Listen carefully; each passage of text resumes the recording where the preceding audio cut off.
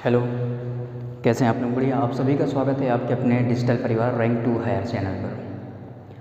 जैसा कि हमने इससे पहले ज्योग्राफी शब्द की परिभाषा, उससे संबंधित जो शाखाओं संबंधित जो तथ्य थे तथा ज्योग्राफी के अप्रोचेस हैं, हमने उसके बारे में अध्ययन किया। अब क्या ज्योग्राफी के जो ब्रह्मांड है उससे संबंधित जो बातें हैं, हम उन बातों को करने जा रहे हैं। ये ज्योग्राफी का इंट्रोडक्शन ही चल रहा है। अभी 3 से 4 क्लास में ज्योग्राफी का इंट्रोडक्शन चलेगा कि ज्योग्राफी को पढ़ना किस प्रकार से है।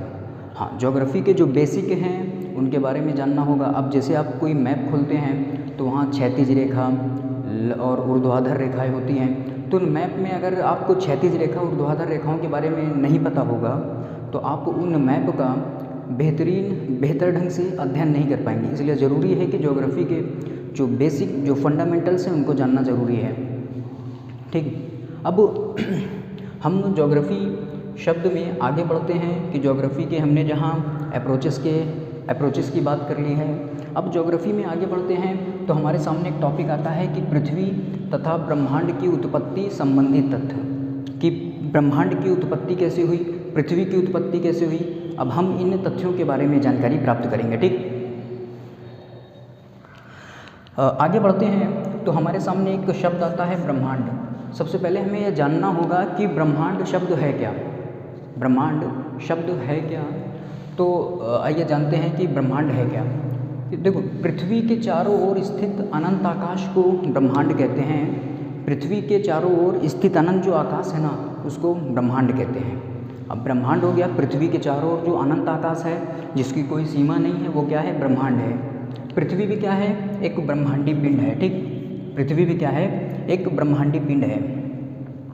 अब इस ब्रह्मांड की उत्पत्ति कैसे हुई, ब्रह्मांड के बारे में जो रोचक तत्व हैं, उन तथ्यों को जानने के लिए हमें जानना ज़रूरी है कि ब्रह्मांड की जो संरचना, ब्रह्मांड की उत्पत्ति संबंधित जो नियम दिए गए वो नियम किसने दिया है, तथा वो नियम जो दिए गए हैं उसमें ब्रह्मांड की उत्पत्ति कैसे हुई, उन तथ्यों का भी जिक्र किया गया है। ठीक, अब सबसे पहले ब्रह्मांड की उत्पत्ति की थ्योरी में जो ब्रह्मांड की उत्पत्ति कैसे हुई, इसके लिए एक मोस्ट इम्पॉर्टेंट थ्योरी कौन सी है? बिग बैंग थ्योरी, जिसे जॉर्ज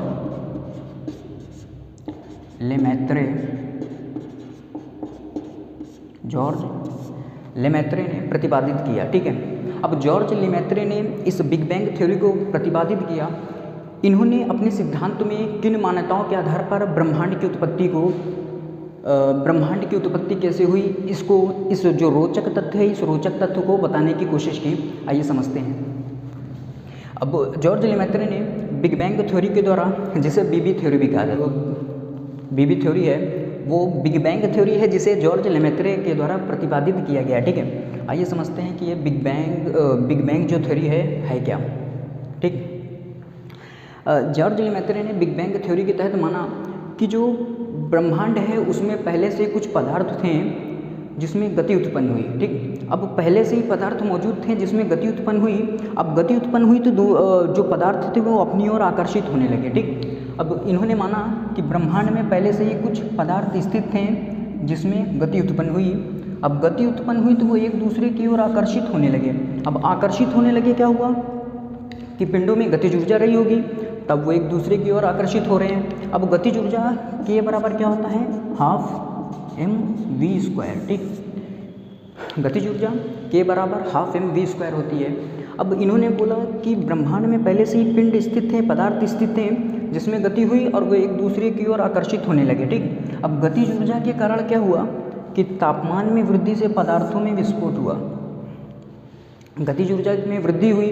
अब गतिज ऊर्जा में वृद्धि के कारण क्या हुआ कि तापमान जो था, पदार्थों का तापमान में वृद्धि हुई और पदार्थों में क्या? विस्फोट हो गया। अब इस विस्फोट के कारण क्या हुआ कि जो अधिक घनत्व वाले नाभिक थे उसके चारों ओर कम घनत्व वाले नाभिक क्या हो गए? एकत्रित हो गए। अब अधिक घनत्व वाले नाभिक के चारों ओर कम घनत्व वाले नाभिक के एकत्रित होने से क्या हुआ? ब्रह्मांड का निर्माण हुआ, ब्रह्मांडी पिंडों का निर्माण हुआ। ठीक है, इस ब्रह्मांड का निर्माण हुआ। अब ब्रह्मांड में क्या है? ब्रह्मांड में अनेक ब्रह्मांडी पिंड है। जब ब्रह्मांडी पिंड का निर्माण हो चुका है तो उन ब्रह्मांडी पिंड जो अनंत आकाश में जो फैले हुए हैं वही उसी को क्या है? ब्रह्मांड बोला जाता है। ठीक है, अब पृथ्वी भी क्या है? एक ब्रह्मांडी पिंड है, क्योंकि पृथ्वी इस अनंत आकाश में स्थित है। ब्रह्मांड में स्थित है। पृथ्वी को भी क्या बोलता है, एक बोला जाता है, एक ब्रह्मांडीय पिंड बोला जाता है। ठीक है। अब जैसे अब पदार्थों में विस्फोट हो चुका। अब पदार्थों में विस्फोट होने के पश्चात क्या हुआ कि अधिक घनत्व वाले नाभिक के चारों ओर कम घनत्व वाले नाभिक एकत्रित हो गए। ठीक है। अब एकत्रित हुए, अब ये नाभिक के चारों ओर एकत्रित होने के फलस्वरूप क्या हुआ कि जो ये ब्रह्मांडीय पिंड बने हैं, अब इन्हें बोला क्या जाता है कि ब्रह्मांड का निर्माण जिन पिंडों से हुआ है इन्हें क्या बोला जाता है, इन्हें हिग्स बोसोन या गॉड पार्टिकल कहा जाता है। ठीक, इन्हें हिग्स बोसोन या गॉड पार्टिकल कहा जाता है। अब हम इससे आगे बढ़ते हैं तो हमारे सामने एक बात आती है कि जब ये पदार्थ बन चुके हैं, अधिक घनत्व वाले नाभिक के चारों ओर कम घनत्व वाले नाभिक एकत्रित हो चुके हैं, अब इसके आगे क्या घटनाएं घटित हुई तो ये जानना जरूरी है कि पिंड जो हैं किस प्रकार से संतुलित अवस्था में है। हमारे सामने एक प्रश्न उठता है कि जो ब्रह्मांड में घटना घटित हुई उसके बाद जो पिंड हैं वो कैसे एक स्थिर अवस्था में हैं। तो ये जानने के लिए आपको जानना होगा कि जो पिंड हैं उन पिंडों में क्या पाई जाती है, गुरुत्वाकर्षण शक्ति पाई जाती है। हाँ, ग्रेविटेशनल जो फोर्स है वो ग्रेविटेशनल फोर्स पिंडों के मध्य पाया जाता है। अब जो ग्रेविटेशनल फोर्स है जो पिंडों के मध्य पाया जाता है उसके कारण क्या होता है कि पिंड क्या आकर्षण प्रकृति का ग्रेविटेशनल फोर्स है, जिसके कारण जो पिंड होते हैं वो प्रति संतुलन की स्थिति में रहते हैं। ठीक, अब यहाँ पर पिंडों में क्या है कि पिंडों में गुरुत्वाकर्षण शक्ति के कारण अधिक द्रव्यमान वाले पिंड कम द्रव्यमान वाले पिंड के से गुरुत्वाकर्षण बल अधिक होता है। ठीक है। अब अधिक द्रव्यमान वाले पिंडों में क्या होता है कि कम द्रव्यमान वाले पिंडों से गुरुत्वाकर्षण बल अधिक होता है। यहाँ पर गुरुत्वाकर्षण जो बल है F बराबर G m1m2/r²। फॉर्मूला जानना ज़रूरी होगा क्योंकि अब जो ब्रह्मांड की जो बिग बैंग थ्योरी है उस बिग बैंग थ्योरी ने क्या कहा कि जो अधिक द्रव्यमान वाले पदार्थ हैं उसमें जो ग्रेविटेशनल फोर्स है वो कम द्रव्यमान वाले पिंड से अधिक है। जानना हमारे लिए ज़रूरी है कि ग्रेविटेशनल फोर्स होता क्या है। अब ग्रेविटेशनल फोर्स F बराबर G m1m2। अब जैसे जैसे पदार्थों का द्रव्यमान अधिक होता है, पदार्थों का द्रव्यमान अधिक हुआ तो ग्रेविटेशनल फोर्स क्या होगा, अधिक होगा। वही बिग बैंग थ्योरी में जॉर्ज लेमेत्रे ने प्रतिपादित किया कि जो अधिक द्रव्यमान वाले पिंड होंगे उसमें क्या होगा, ग्रेविटेशनल फोर्स अधिक होगा। ठीक है। अब ग्रेविटेशनल फोर्स अधिक होगा कम द्रव्यमान वाले पिंड से तो क्या होगा कि पिंड एक दूसरे को क्या करेंगे, आकर्षित करेंगे। क्योंकि जो ग्रेविटेशनल फोर्स है ना वो ग्रेविटेशनल फोर्स क्या है, आकर्षण एट्रैक्टिव नेचर का है। ठीक है।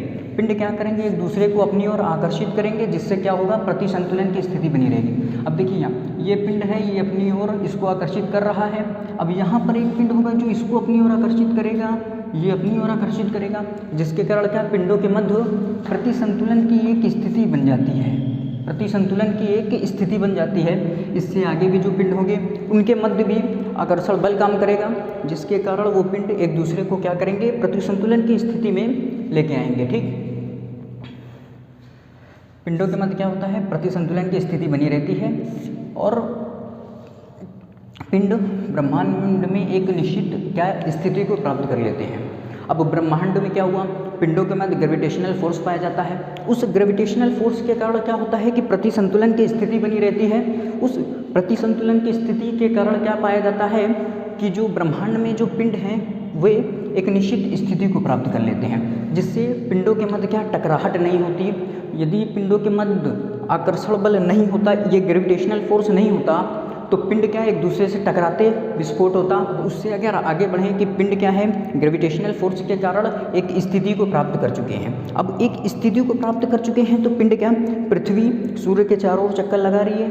ठीक, मतलब एक स्थिति को प्राप्त कर चुकी है और पृथ्वी सूर्य के चारों ओर चक्कर लगा रही है। अब आगे पिंड की बात करें तो अधिक द्रव्यमान वाले पिंड के चारों ओर कम द्रव्यमान वाले पिंड चक्रीय रूप से गमन करते हैं। जैसे सूर्य के चारों ओर पृथ्वी क्या कर रही है, चक्रीय रूप से गमन कर रही है, बिल्कुल, जिसे क्या कहते हैं, परिक्रमण गति। विभिन्न पिंडों में गतिज ऊर्जा के बने रहने से क्या होता है, इसमें अपनी अक्ष के चारों ओर क्या पाया जाता है, घूर्णन गति पाई जाती है।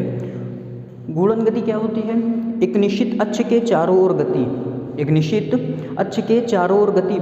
अब जैसे अगर बात करूं, आप फैन ले लीजिए। फैन क्या होता है कि अब वो छत से टंगा हुआ रहता है, हाँ, टंगा हुआ रहता है, वो अपने एक जो रॉड है उस रॉड के चारों ओर क्या गति करता है, न कि निकल के कहीं और भाग जाता है इधर उधर, नहीं, बल्कि वो अच्छे के इधर उधर क्या करता है, गति करता है। एक निश्चित जो पॉइंट है उस पॉइंट के चारों ओर क्या गति करती है, ठीक है। अब यही क्या है, पिंडों में परिक्रमण गति पाई जाती है। उसके बाद क्या, पिंड में गतिज ऊर्जा भी है, तो उस गतिज ऊर्जा के कारण क्या पिंडों में घूर्णन गति भी पाई जाती है, जिसके कारण अपने अक्ष के चारों ओर पिंड गति करते हैं, ठीक।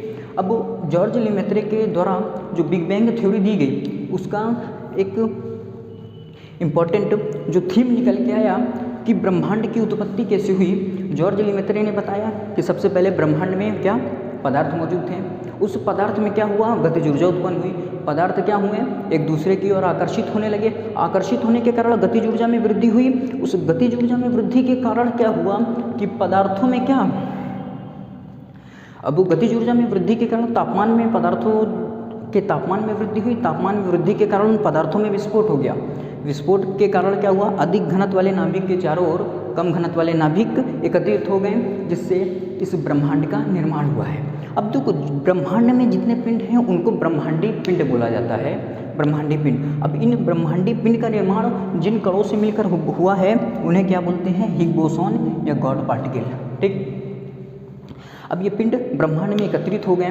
अब एकत्रित होने के फलस्वरूप क्या देखा जाता है, पिंड किस प्रकार से एक दूसरे से टकरा नहीं रहे हैं, इसके पीछे कुछ कारण होगा। तो जॉर्ज लेमेत्रे ने आगे और खोज की, तो उन्होंने ग्रेविटेशनल फोर्स जो न्यूटन के द्वारा दिया गया था, उसके आधार पर ये पाया कि जो पिंड हैं ब्रह्मांड में, अधिक घनत्व वाले नाभिक हैं, अधिक घनत्व वाले जो अधिक द्रव्यमान वाले जो पिंड हैं उनमें क्या ग्रेविटेशनल फोर्स अधिक है, कम द्रव्यमान वाले जो पिंड है उसमें जो ग्रेविटेशनल फोर्स है वो कम है, ठीक। अब इसके कारण क्या देखा जाता है, अब ग्रेविटेशनल फोर्स एक चीज़ है कि ग्रेविटेशनल जो फोर्स है ना वो आकर्षण प्रकृति का है, हाँ, आकर्षण प्रकृति के होने के कारण क्या देखा जाता है, इसमें प्रतिसंतुलन की स्थिति बनी रहती है। अब प्रतिसंतुलन की स्थिति बनी रहती है जिससे पिंड आपस में टकराते नहीं हैं, हाँ। अब पिंड नहीं टकराते तो क्या होता है कि जो अधिक द्रव्यमान वाले पिंड हैं उनके चारों ओर क्या देखा जाता है, कम द्रव्यमान वाले पिंड एक निश्चित जो पथ है उस पथ पर क्या करते हैं, गमन करते हैं, जिन्हें परिक्रमण गति कहते हैं। अब साथ साथ इन्होंने क्या खोजा कि जब उस बिग बैंग थ्योरी के द्वारा जब उस ब्रह्मांड की उत्पत्ति हुई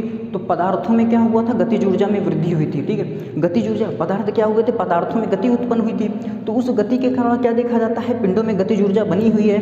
अब वो पिंडों में गतिज ऊर्जा के कारण क्या देखा जाता है, पिंड अब एक अपनी अक्ष के चारों ओर गति कर रहे हैं, उस अक्ष के चारों ओर गति करने के कारण क्या पाई जाती है, पिंडों में घूर्णन गति पाई जाती है, ठीक, घूर्णन गति पाई जाती है।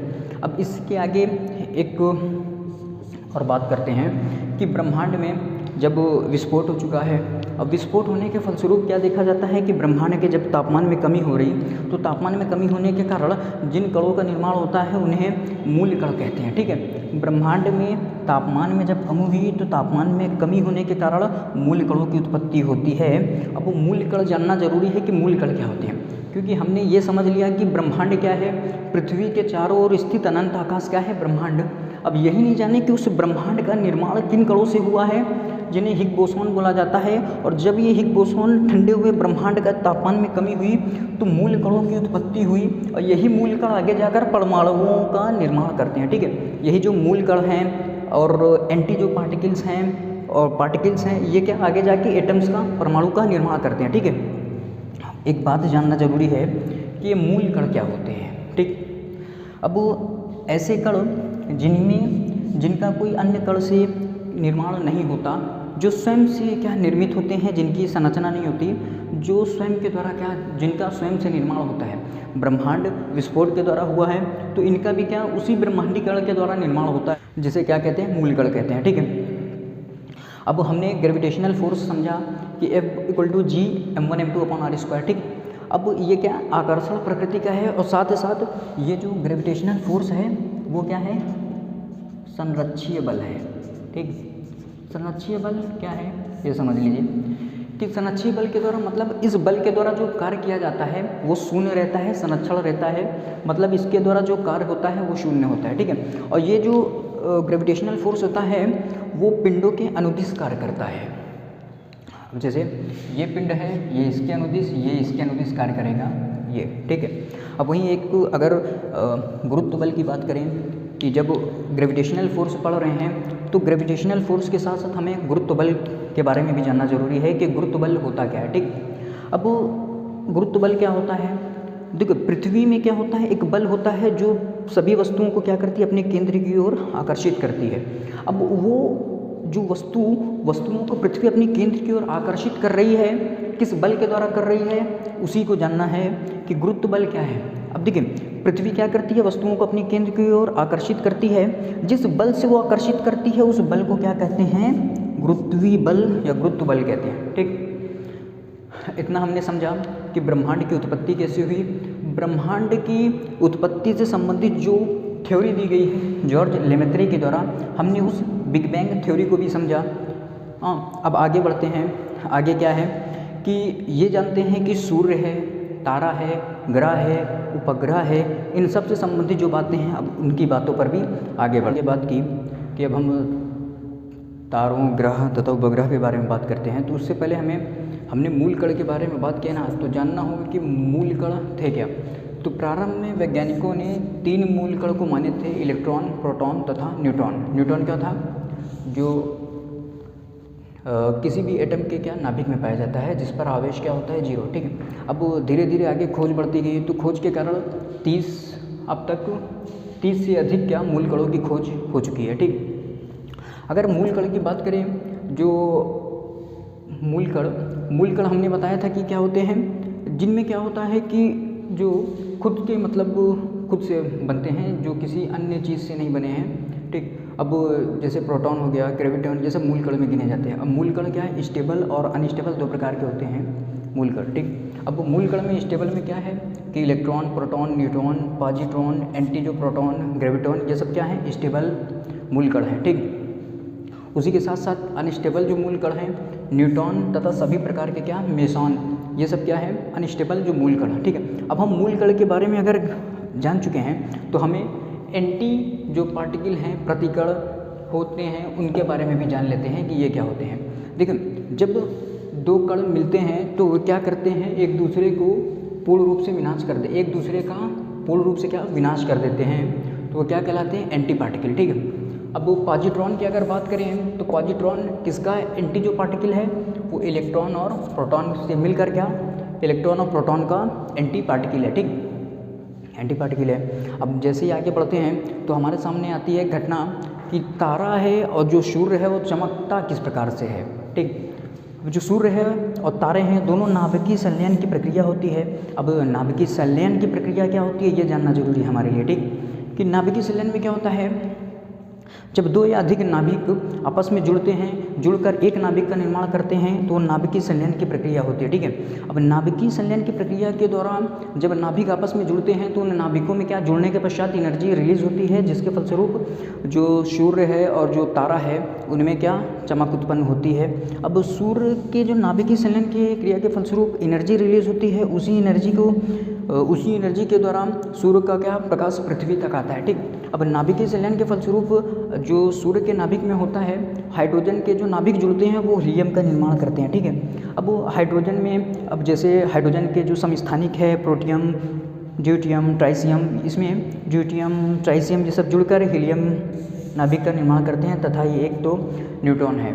ठीक, अब उसी प्रकार से बात करें तारों की, तो तारे भी क्या होते हैं, नाभिकीय संलयन की क्रिया के फलस्वरूप तारों का भी क्या होता है, नाभिकीय संलयन की क्रिया के फलस्वरूप जब नाभिकीय संलयन की क्रिया होती है तारों में तो क्या होता है, तारे आपस में गर्म होते हैं। ठीक है, तारे गर्म होते हैं, उस गर्म नाभिकीय संलयन की क्रिया के द्वारा क्या होता है, जब तारे गर्म होते हैं तो गर्म होने के फलस्वरूप एनर्जी रिलीज होती है और तारे चमकते हैं। ठीक, तारों में चमक नाभिकीय संलयन की क्रिया के फलस्वरूप होती है। एक इम्पॉर्टेंट बात ये जान लेनी होगी कि सूरज है, जो तारा है, वे अधिकतर किससे मिलकर बने होते हैं। ठीक है, अब सूर्य में और जो तारों में 98% जो भाग होता है, 98% भाग हाइड्रोजन और हीलियम से मिलकर बना होता है। इसमें सोडियम भी होता है, परंतु जो मेजर जो पार्टिकल है, मेजर जो पोर्शन है, वो 98% भाग हाइड्रोजन और हीलियम से मिलकर बना होता है। ठीक है, अब वहीं आगे जैसे बढ़ें, तारों में चमक नाभिकीय संलयन की क्रिया के द्वारा होती है। अब तारों का हम ब्रह्मांड में देखते हैं क्या, अनेक तारे चमचमा रहे हैं, जिन्हें तारों का समूह जिसे तारामंडल कहते हैं। ठीक है, अब ब्रह्मांड में है, ब्रह्मांड में असंख्य तारे हैं, उन असंख्य तारों को क्या बोला जाता है, तारामंडल। ठीक है, असंख्य जो तारे हैं उन तारों को क्या, तारामंडल बोला जाता है। अब इसी में देखो असंख्य जो तारामंडल है उसमें क्या है, तारों का जो समूह है वो तारामंडल है, और उसी जो तारों के समूह में ना आकाशगंगा है, एक विशेष आकृति में पाई जाती है। तारों का समूह होता है, जो गैलेक्सी है वो विशेष आकृति में पाई जाती है। ठीक है, यह अरबों खरबों की संख्या में ब्रह्मांड में मौजूद होते हैं। ठीक, अब जैसे हम आगे बढ़ते हैं तो आगे बढ़ें तो हमारे सामने एक परिभाषा आती है कि ग्रह क्या होते हैं तथा उपग्रह क्या होते हैं। ठीक है, अब ग्रह क्या होते हैं, ग्रह वे आकाशीय पिंड जिसमें स्वयं का प्रकाश नहीं होता तथा वे तारों के प्रकाश से क्या होते हैं, प्रकाशित होते हैं। ठीक है, क्या कहलाते हैं, ग्रह। पृथ्वी क्या है, एक ग्रह है। ठीक, पृथ्वी क्या है, एक ग्रह है।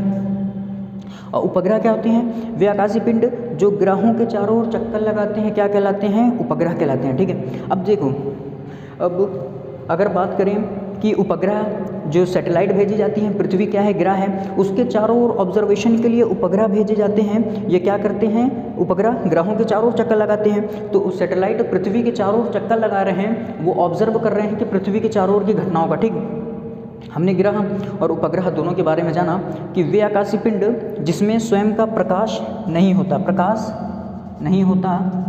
स्वयं का प्रकाश नहीं होता, जो तारों के प्रकाश से चमकते हैं। ठीक है, अब उपग्रह क्या है, वे आकाशीय पिंड जो ग्रहों के चारों ओर चक्कर लगाते हैं। अब आगे बढ़ें, एक बात है कि हमने तारों के समूह की बात की, जो तारामंडल है उस तारामंडल में क्या विशेष जो आकृति होती है वो क्या, आकाशगंगा कहलाती है।